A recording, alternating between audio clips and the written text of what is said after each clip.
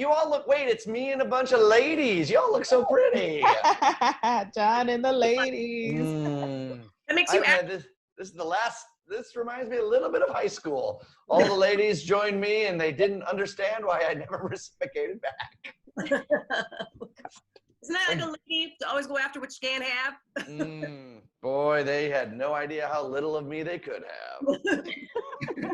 And let me rephrase that. Yeah, I was going to say, I think that's kind of insulting to yourself there. Well, in many ways. There's a lot of me. Why just stop Judge. I was in one of those holes that I dig myself in. And you know how I try and dig my way out of those holes? That never quite works. And I probably should have started talking about digging out of holes to start the show either tonight, but here we are. It's the jam. Wow. And we're already in trouble. I am John Hanson. Yeah. Whoa, Felicia Lawrence is there. Amy Rutledge is there, and we all need to collectively breathe and be here tonight on this Wednesday evening. Guys, today obviously a big day. 1919, Woodrow Wilson made Armistice Day on November 11th, and today we continue to celebrate and honor those veterans on Veterans Day. Yeah, and really cool. New Veterans Home, Chicago's Veterans Home, opened today. Governor Pritzker, Senator Tammy Duckworth were there for the ribbon cutting ceremony earlier today. It is the first state veterans retirement facility to open in more than 2 decades, and really the first facility to serve the Chicagoland area. The rest of them are really far south, so this is pretty awesome. It will accommodate, when it's all completed and taking all of its residents, 200 retired veterans. It's 187,000 square feet, a multiple-story facility on the northwest side of the city, something so needed and such a good day to celebrate it. Had some bumps along the way. There were some delays in construction and some problems, so it was great to see it open today. Oh my goodness, so needed. We all know the jobless rates, the homeless rates, the suicide rates, all too high amongst the veterans. And this is way better than just having a ceremony or saying thank you or waving a flag, which are all nice things too. But to put some action behind it, to do something and honor something, celebrate something that'll actually help veterans, man, this will go a long way. Yeah, and I think I've done live shots at veterans homes on Veterans Days before, and I think one of the great things about it is they get to be with people that kind of speak their language, that have had similar experiences.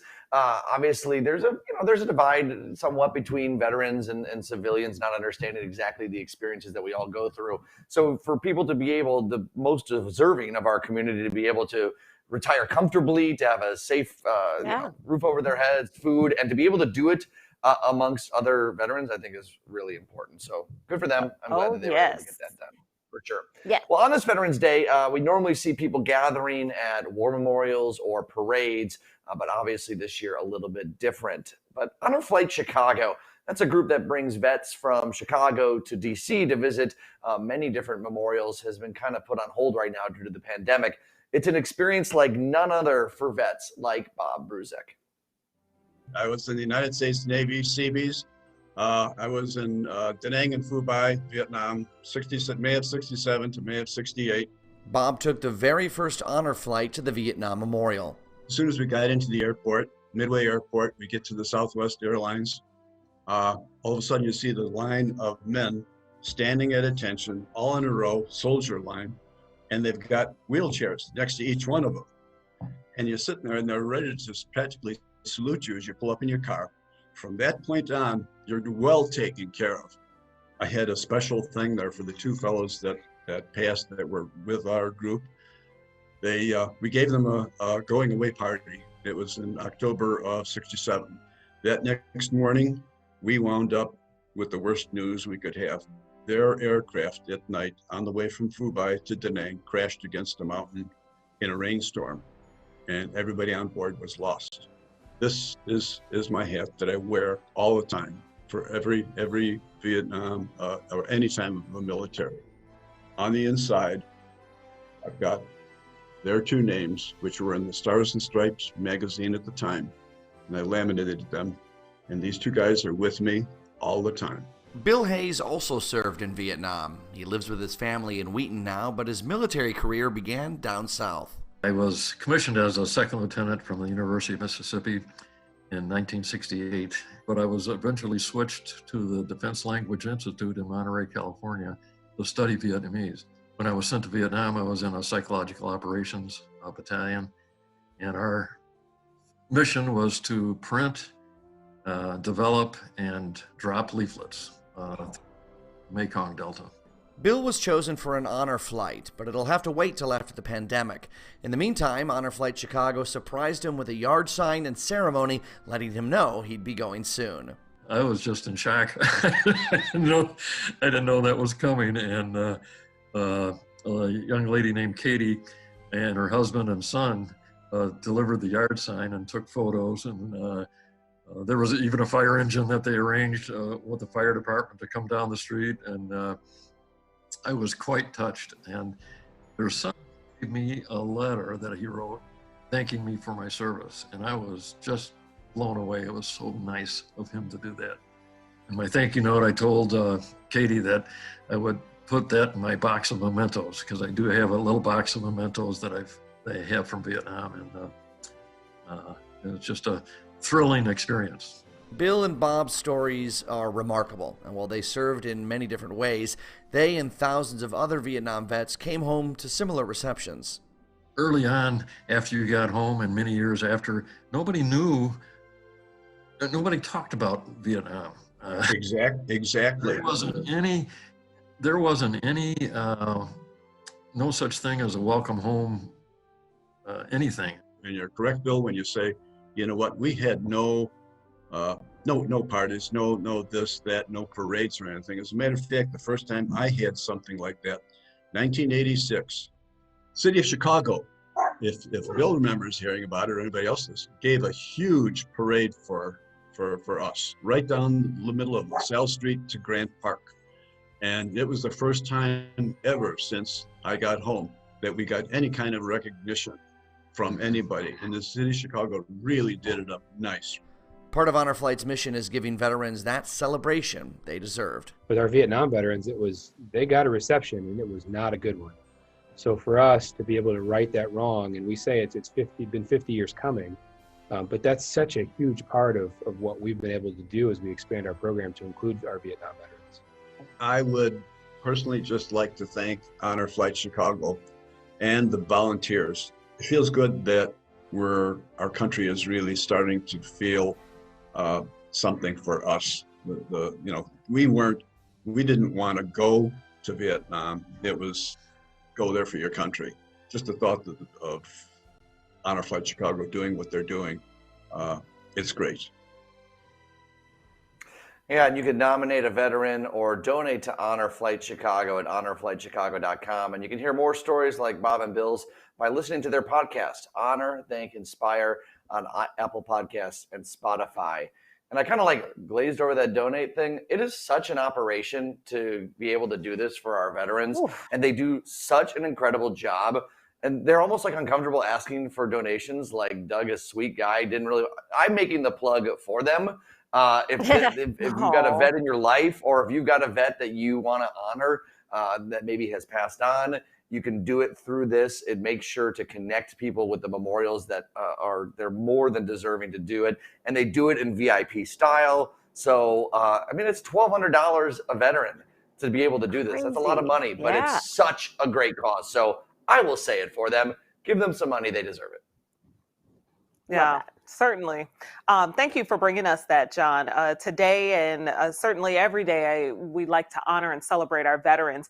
I am honoring my father, who passed away in 2001, but he was part of the Marine Corps. He was a Marine, and he fought in the Korean War, and he is buried at Abraham Lincoln Cemetery out near Joliet, so out south of Chicago. So honoring him today and, of course, every day.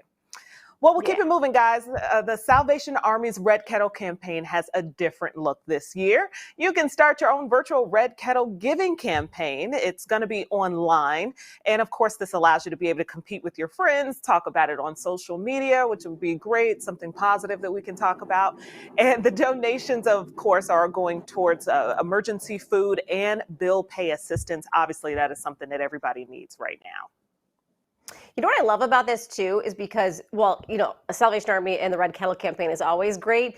This takes it up a notch and it makes it a competition amongst friends and family. And when you throw a competition in the mix, things are going to start getting heat and they're going to start making a little bit more money and people are going out less. So this is kind of a fun way to like boost, the morale and the money.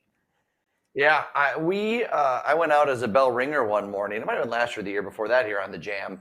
And they do such a good job, trying to solicit. But as we've been talking about, so many less people passing by the Red Kettle. And they've been working for years on how to kind of reinvent themselves. Less people have change or cash on them anyways. Right. So obviously this year continues to do that. And one note about the Salvation Army is the donations stay in the community. That's something they've always really kind of pushed forward. So when you are able to donate in the Chicagoland area, that money is being spent in the Chicagoland area.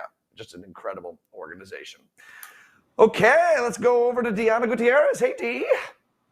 Hey guys, let's talk about what's coming up here in news you need to know next. So I hate to break it to you, but we got to bring back the murder hornets. We got to be talking about what's going on with that. And also, I know it's a big. We were having a good first part of the show.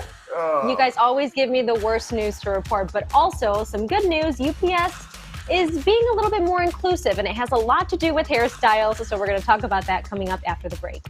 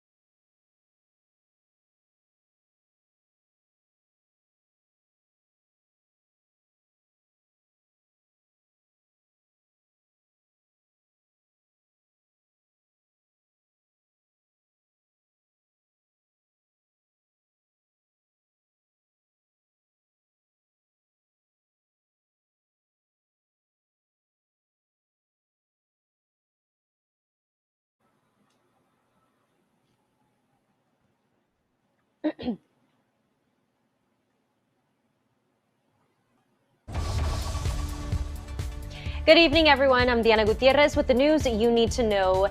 To end your day, President-elect Joe Biden says he'll allow 125,000 refugees to resettle in America during his first year in office. He also explained he'll increase that number over the years. Under President Donald Trump's, it's actually dropped to 15,000.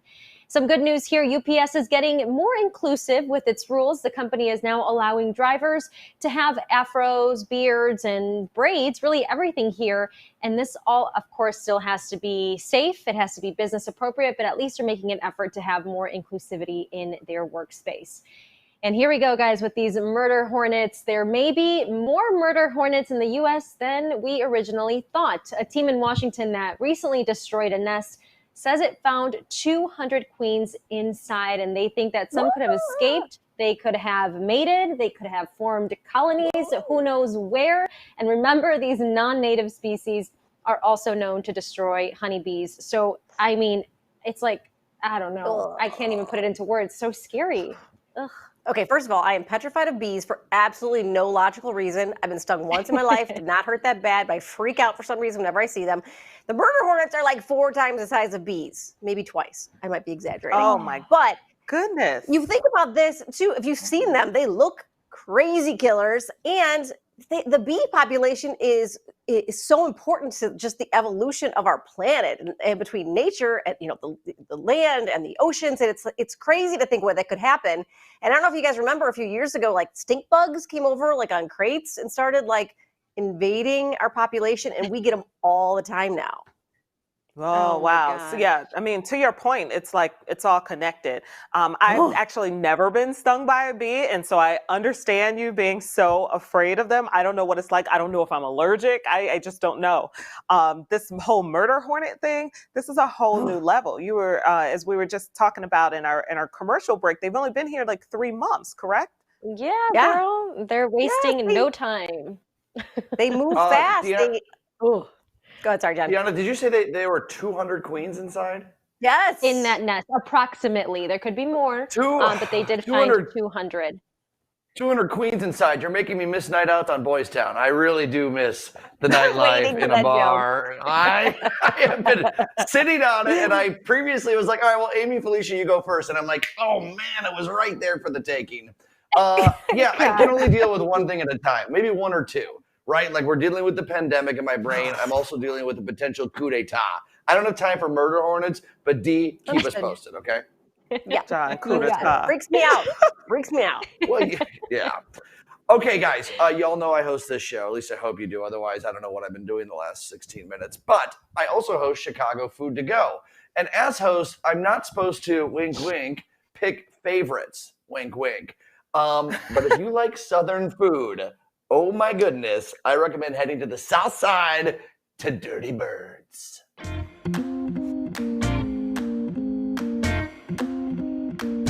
My name is James Sanders. I'm the owner of Dirty Birds Southern Kitchen, located in the Auburn Gresham neighborhood. We opened maybe a couple months before COVID hit. I always wanted to do a chicken restaurant where everything is made fresh, where you're not waiting for food sitting under a heat lamp. Everything is cooked to the order. We don't even take call-in orders. So when you come in to order, that's when your food is cooked. Also, we make our collard greens fresh every day, our candy yams fresh every day. Everything's made fresh every day. I would say our top sellers, or my favorite, is the chicken and red velvet waffles, as well as the mac and cheese. The Nashville hot chicken sandwich is amazing. It's amazing. We make, like I said, we make it all fresh. So it's not a thing where you're gonna get a chicken breast that's just been sitting up.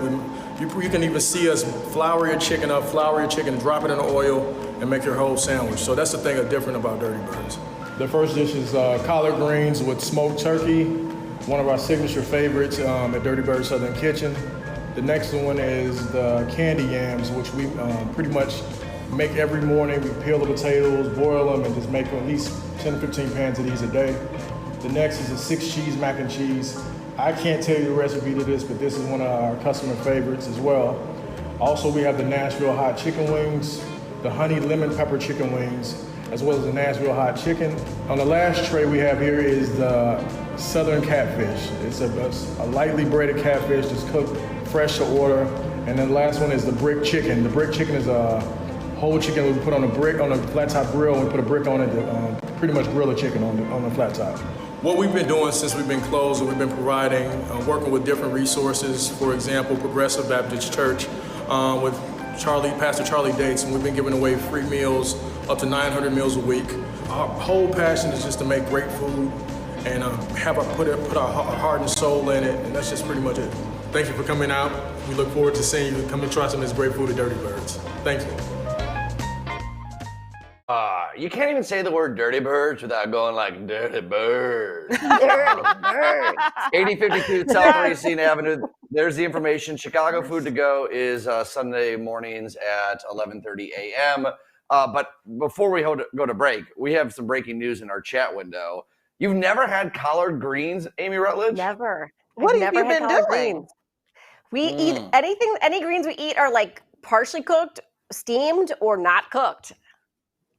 I live in a bubble. Okay. I know. We're gonna work on that though. We're gonna work to change that. That's on texting Felicia. Like, okay, I gotta try this because it looks so good. Yeah. I mean, I wouldn't say I'm an expert at it, but I'm gonna get you together. But you're more of an expert than we are. We'll see after the break. This is true.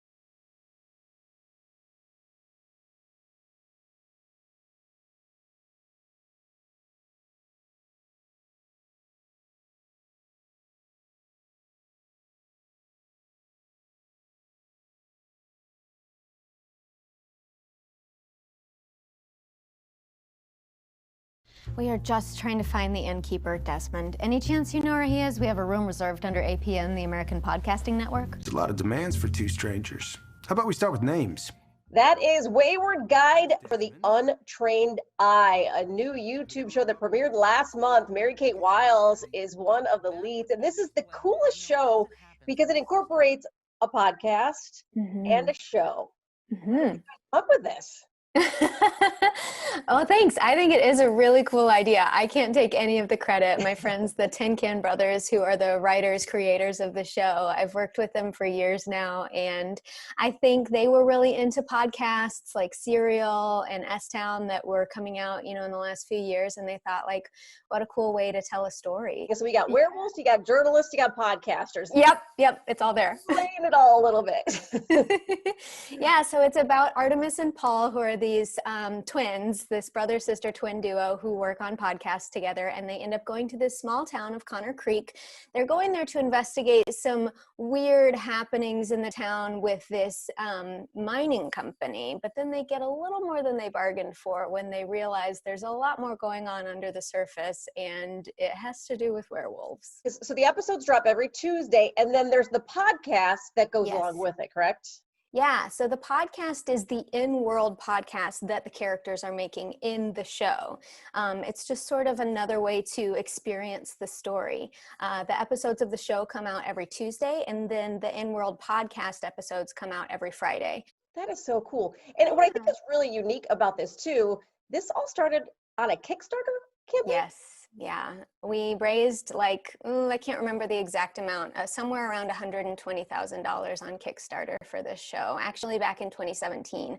My friends, the Tin Can Brothers, have a really engaged and loyal fan base. We're sort of a part of a creative community among our friends. I actually have a group myself called Shipwrecked Comedy. We're different, but we sort of work in similar spaces. We all like to hire each other to be in our projects, and our fan base is so engaged and so awesome, and they really showed up for us on this one and helped make it happen. So what's the future like? Are you guys planning on doing several different series? How many episodes are in it?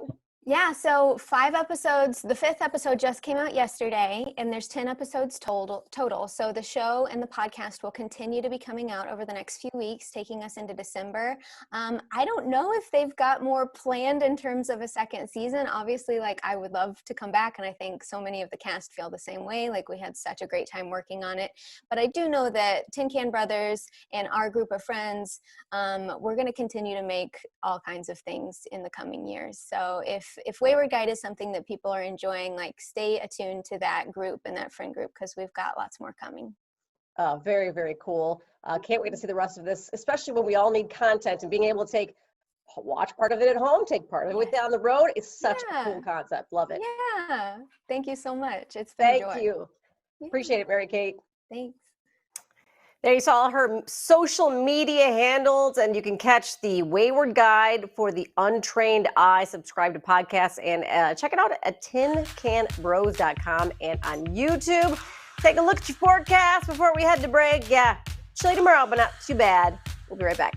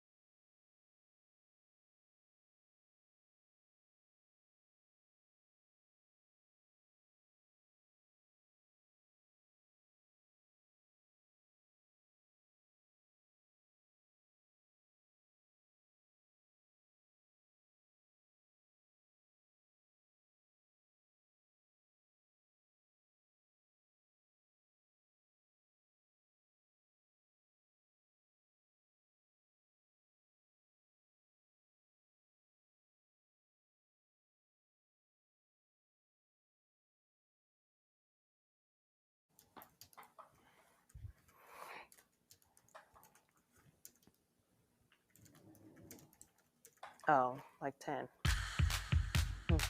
Oh, hi. You look so pretty, John Hanson. Look how My like mom you're really likes tan, my like you've been out in the outfit today. sun. Oh, no, I have You don't- definitely not. It is just this. That is what's doing it. But you got some vodka in that water bottle, Felicia, or what? I'm just She wouldn't No, admit it if we she did. did. HR, I am kidding. Joking. No, it would be a Kidding. different kind of show. Yeah, that well.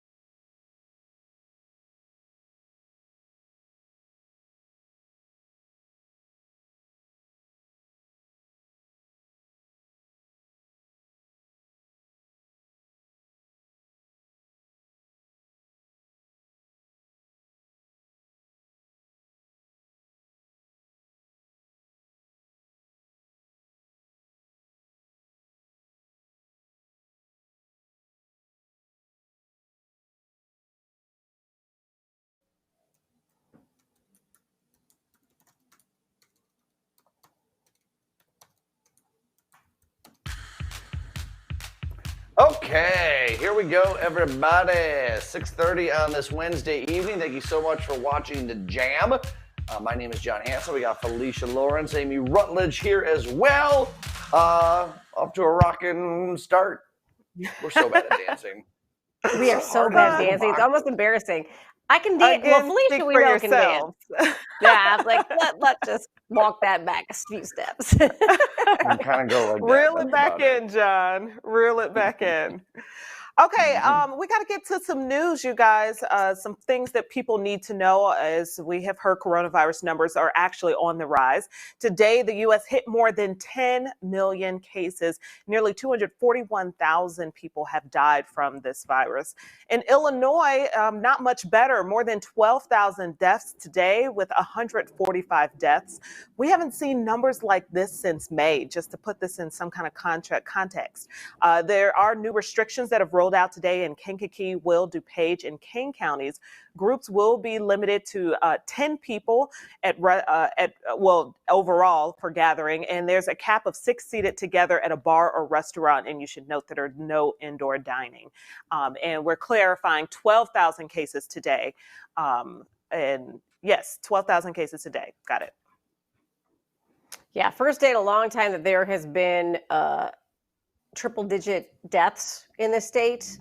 So obviously not good information that we're getting out there. People need to be way, way more careful as we move into the holiday season, masks, all that kind of stuff.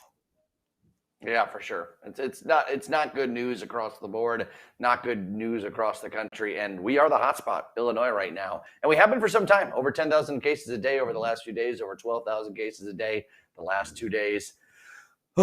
We're in for a rough time. Yeah, and guys, let's not forget, let me get my soapbox, because you know where I like to stand on the flu shot box, right? Okay, so we are in flu shot season. Go get it, because you do not want to get sick with the flu and then potentially have a weakened immune system and then come across the COVID virus, right? Okay, so the good news is free flu shots tomorrow in Brighton Park on the southwest side. Esperanza Healthcare Center is offering up this pop-up. It's starting at 9:30, 4700 South California. You can get a flu shot. They are asking you to do this really for no other reason than, well, obviously to protect yourself, but also to not weigh down the healthcare system that is already overrun with all the COVID cases. So really think about it. It's important this season. All right, John, over to you. I'm off my soapbox.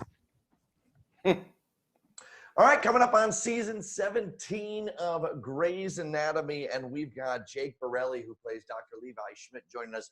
Jake, is it a little bit weird that you here in your late 20s are starring in a show that started when you were 13 years old? It's a little odd. We're now in the second decade, pretty deep into the second decade of this show. So it's been crazy. There's a lot of kids who grew up watching the show, became doctors because of it, and are now full-fledged doctors, which I think is wild. Wow, I didn't even think about that. People choosing their career based on what they're seeing. And as we see in season 17, do you guys tackle like what's happening in the country with COVID? Is that a part of the storyline at all? Or are you guys leaving that for another season? Yeah, we are fully doing it. Season 17, right at the beginning, we see how COVID has hit Grey Sloan, just like it's hit the rest of the world. And we jump straight into it. Did you have a lot of research go into that to know exactly how people are playing it in the real hospitals for you guys to do it on the show?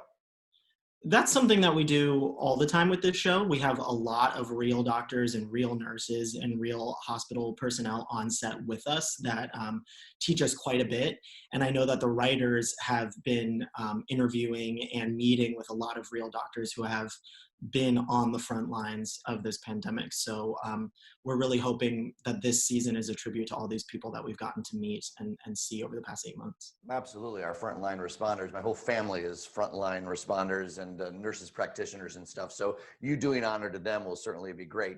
Pivoting just a bit, I've got a little story time for you. So when I came out of the closet like 15 years ago, I did it the way a lot of us did it, by getting drunk and going on Facebook and changing my status to interested in men, which you used to be able to do, and then turning off my phone for a few days and finding out what happened afterwards. Your story is so cool in that your character came out on the show and then you did officially right afterwards. What was that like? To be honest, It kind of sounds like your story because I did it on Instagram instead of on Facebook. And I remember I was shooting that day and we wrapped and it was right as the episode was airing. And so I knew, Levi was coming out and I was like, I had prepared this post with my best friend and it was like, oh gosh, do I hit send? Do I not hit send? What do I do? And so I hit send on that post. And then I just turned my phone off and I went home and I was like, I can't look. Is this going to be awful? Is this going to be incredible? So certainly different times, but a very similar feeling. And luckily for me, it was one of the best decisions I've ever made. Same here. It was like, why didn't I do this years and years ago? But also, this is the big breaking news. My producer, Tina, who's on the call, but you can't see her, is going to shriek when she hears this. Because every person I've ever lived with has loved Grey's Anatomy. Husband watches Grey's Anatomy. You have found the last person on the planet who has never seen episodes of Grey's Anatomy, but I know that sounds bad, but I'm committed this year to doing it. Do I have to catch up on all 16 seasons before I jump into season 17, or can I jump in and catch up at the same time? There's so many storylines going on that you could easily jump in and see the humanity in it and catch up with these characters. But also everything is on Netflix. You can go and watch. I'm telling you, I'm such a dork for this show. I literally started watching again for my second time through and I'm on season 3 now. So the beginning is also great. So I would recommend doing both. I'm just saying it just in case there's one more person in Chicago that hasn't done it. I doubt it, though, because everyone loves the show and everyone loves your character, too. Congratulations, Jake, on all your success, and good luck on season 17, okay? Thank you very much. Yeah, we appreciate it. You can catch up with Jake on social media. And, of course, I'll be there watching the season 17 premiere of Grey's Anatomy tomorrow night. That's right. That is an admissible fact that the person who's cross-examining you can say you have been previously convicted of a crime. She is celebrating her 20th year on the bench and has truly handled the term working from home on a whole new level. Sassy Judge Marilyn Milian is joining us with her husband, Judge John Schlesinger. Thank you so much for being here. Oh, pleasure to be here with you guys. Thanks, guys. So not only you're working from home, you're working with your husband, you've got a whole bunch of changes this season. Oh, yeah. Yeah. It's like it's my work life and my home life blending together and never, ever, ever separating. Yeah, it's just the camera's in the home. Imagine a camera at the dinner table following you all around the house. And they say that they turned it off, but Right. you never really know. Is this a court show or a reality TV show? Honest to God. Sometimes the line blurs. It believe me. blurs. It blurs. They've taken over our living room. We have no living room. It didn't occur to me till now that that's where I put my Christmas tree. So Yeah, I right, don't know what we're right. going to end up doing this year, but Yeah, I get it. Well, that's why we love you guys so much, because you keep it so real and you bring so much of yourselves to the show. And last time we caught up, I know you guys been saying that you're doing this virtually. Has anything changed, or has any of these cases stood out to you? Give us an update. well, I think that probably the biggest change in our lives is that we don't move. Right. That there's no flying, there's no visiting Connecticut or New York. There's just, and it's here. And when it's here for 12 hours a day. And it's, and then you're trying to, your house doesn't stop, right? The house still has a life of its own. The dog still barks, and stuff happens. People come. Amazon man comes every hour. Things break. There's Instead of a deliveries gavel, you should that- just hold up the dog and just let the dog bark, and that's the Yeah. deciding factor. Let me tell you, the dog has walked on set more. First of all, my dog is angry because that is where she would sleep a lot. So she has shown her anger on the set, and She resents it. we had to put up, I don't know if you can see them behind me, some doggy rails, which we had never had to do until now, because she's like, what is this? Like, it's a complete. And it's easier to have doggy rails than to clean up the stuff that she might leave there. The messages she has left for Yeah, us. a couple times. So. I thought the rail was for The John dog for a rails. moment, though. I thought that was just to keep John in certain rooms. And Yeah, that's it. To corral John. Yeah. Do you guys want to play a little game with us? Sure. All right, so we're going to play a game. It's called Who Would You Rather Lockdown Edition. So, and you both can answer each of these. Who would you rather be locked in a cell with? Not that either of you have been before, but of course, just in case. All right, you guys ready to go? Yes. All right. Martha Stewart or Lori Loughlin? Okay. John, yeah, Lori Laughlin is the second What's option. your answer? Well, I'll tell you what. I think my cell is going to look a lot nicer if Martha's in there with me. They're both going to smell great, I'm sure. So I'm going to go with Martha. Yeah, you don't know what Aunt Becky's necessarily capable of, so go with the known entity. Yeah. All right, how about Paris Hilton or Lindsay Lohan? Lindsay Lohan. Yeah. Well, I want to. Paris is pretty tall. I want to be the tallest guy in the cell. So I'll go with Lindsay. All right. Okay. I just love her from all those kids movies we used to watch with our.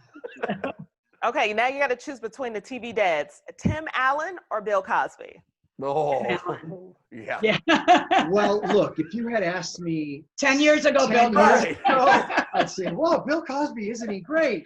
Now, I think my taste has shifted to Tim Allen for sure. Yeah. I've always He's liked always Tim been Allen great. too. He was always. Exactly. It's a Hey fun guys, show. and we are out of time, so you don't even have to ask or answer Donald Trump or Joe Biden. So we're just gonna leave that one. You guys are great. We appreciate you. Best of luck to everything. Okay. Thank you. Thank you guys for having us. It's Thanks good to for having see us on. everyone again. As always, and you can watch the People's Court weekdays at 4 p.m. on CW26.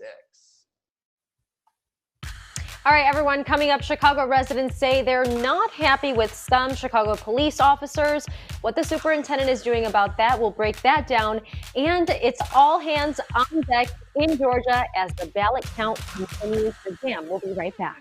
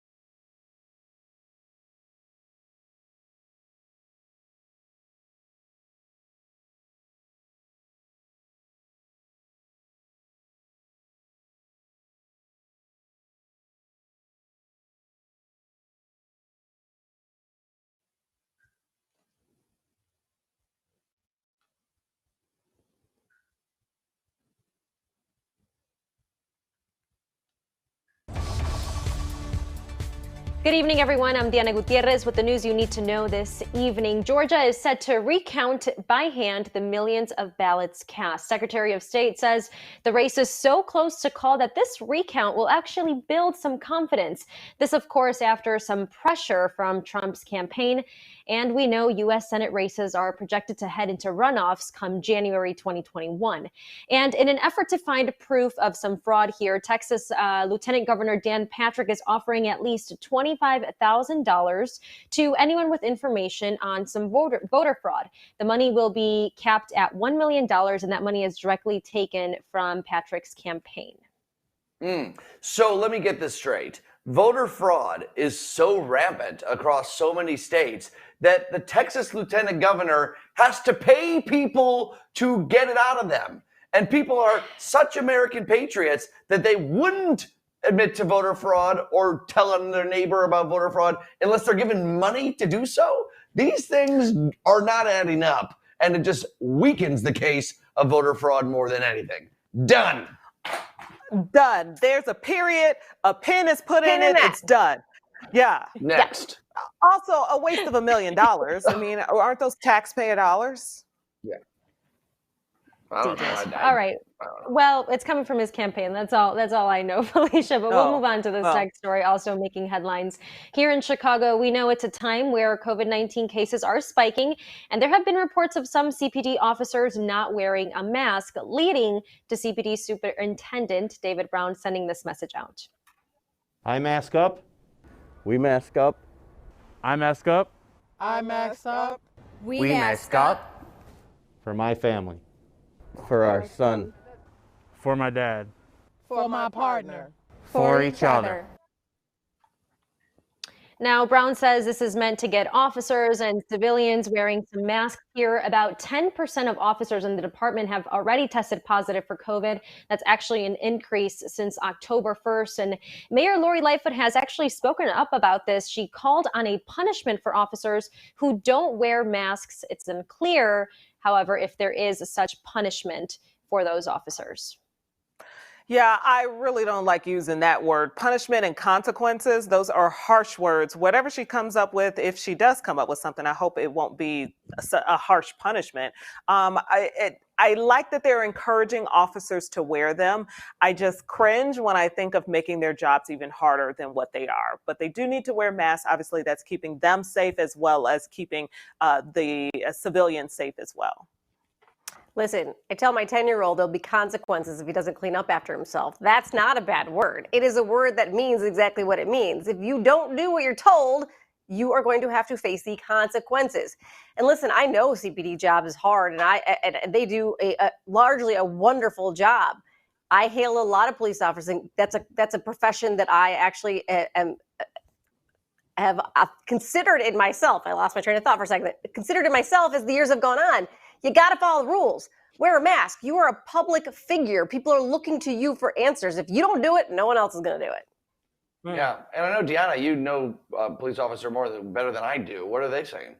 Yeah. So I took the time to actually chat a little bit with them and figure out what really was going on. And, when I told them of such punishment, they were kind of like, we don't know what you're talking about. They have been enforcing that more so in the stations because before they didn't have to wear it at the station, which sounds crazy. So there are lieutenants and commanders coming around saying like, hey, put your mask on, make sure you're wearing your mask. So maybe there is that verbal warning. But, they were telling me, they're like, hey, look, when we're sent to high priority jobs, when it's a fatal accident, when it's a domestic violence situation or a shooting or what have you, our masks aren't our priority. And, and I feel that, Felicia, what you were mentioning, where it's tough because it's such a simple thing to do, but also so simple to forget as well. I mean, I can't tell you how many times I've walked out of my house, got to the place where I was supposed to get off at and forgot my mask. Yeah, but do they forget to put their seatbelts on when they get in their car? They don't. It's a habit. It's just a habit. There are some officers that don't wear seatbelts. I mean, I know that, from hearing stories, and as crazy as it sounds, like everyone has an argument for everything, right? They're like, oh, the seconds it takes for me to take my seatbelt off is seconds that I could use to do other things. There's an argument for everything. And of course, we have to take precaution for what's going on in the world and playing our part in this pandemic, and that is wearing a mask. We don't have time to tell the whole story. I just want to let everyone know, in Indonesia, they're making the men do push-ups if they're not wearing their mask. Maybe something to consider. That's all we have time for that story. That'll make me do it, that's for sure. Hey, guys, 'tis the season of giving, so we have teamed up with CD1 Price Cleaners to get gently used coats to kids in need. So just head over to any one CD1 Price Cleaners from now until the end of the month and drop off your donations. We appreciate it. We will be right back.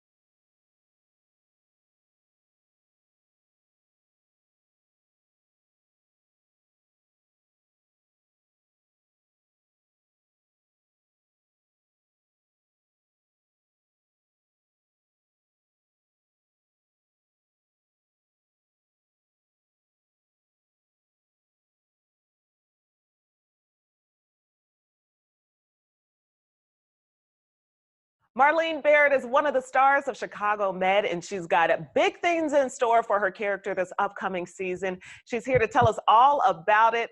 Marlyne, thank you so much for being here. And this is a new season of Chicago Med. Fill us in. We're going to find out more about your character, right?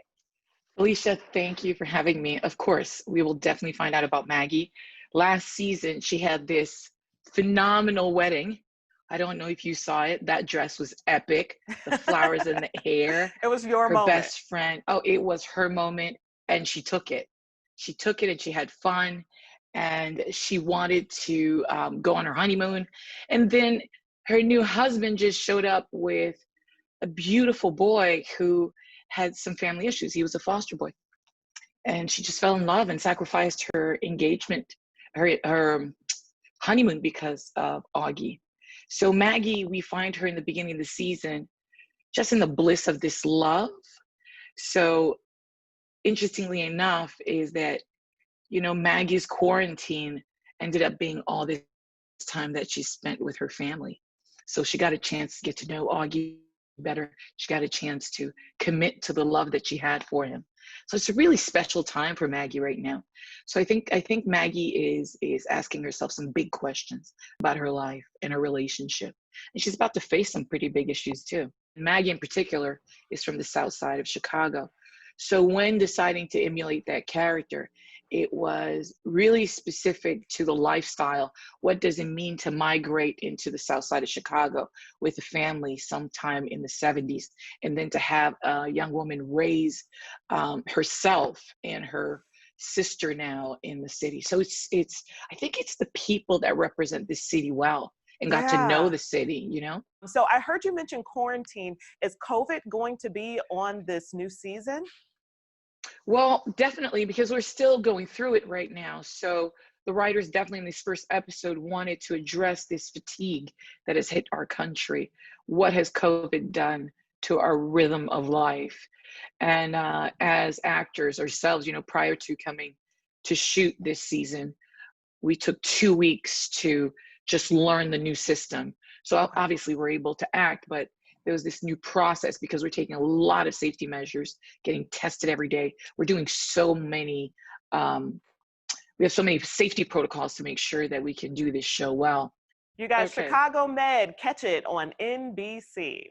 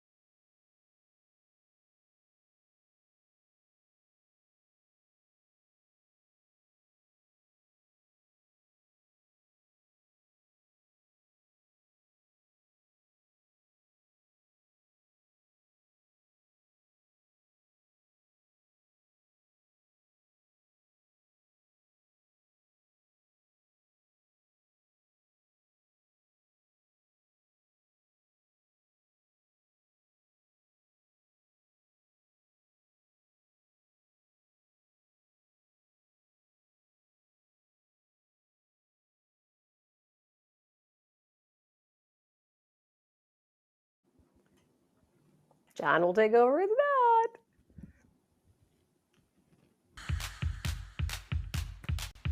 Oh, we can't hear Krista. No! Krista, is your mic on? What? Hold on, this is really funny watching her try and explain. We can't hear you, Krista. We can't hear you. The game was me miming, guys. No. Okay, sorry. Tonight it's game night. Woo, woo, woo. That's what you missed. And tonight is finish the lyrics, okay? So it's as simple as it sounds. I'm going to sing a lyric. I'm going to call on one of you, and you got to finish it. Are we ready? Okay. You got to pay attention. Go. All right, Yes. first one. Say my name, John. When no one. Oh. When is around you, say we wanna do you. Oh, close! No. Okay, next. I don't want to close my eyes. I don't want to fall asleep, Deanna. Ooh, can I hum it? I don't know it. I just passed. Cause I miss you, babe, and I don't wanna miss a thing. Look, I was like, what's the last Okay. part? You guys need to really turn it on here. Felicia, next. Oh, sorry, I told you. It's tearing up my heart when I'm with you, but when we are apart, I feel it too. No matter what we do. I don't know. Say I'll do it to you. Last one, let's go. I want your ugly, I want your disease. I want your everything as long as it's Amy. I want your love. La, la, la. I want your love. As long as it's free. As long as it's free. I want your love. I didn't know where she was starting. Okay. We're going to have to do this Krista. one again sometime because I love this game. This time, turn on your microphone when we start. We'll see you tomorrow, everyone.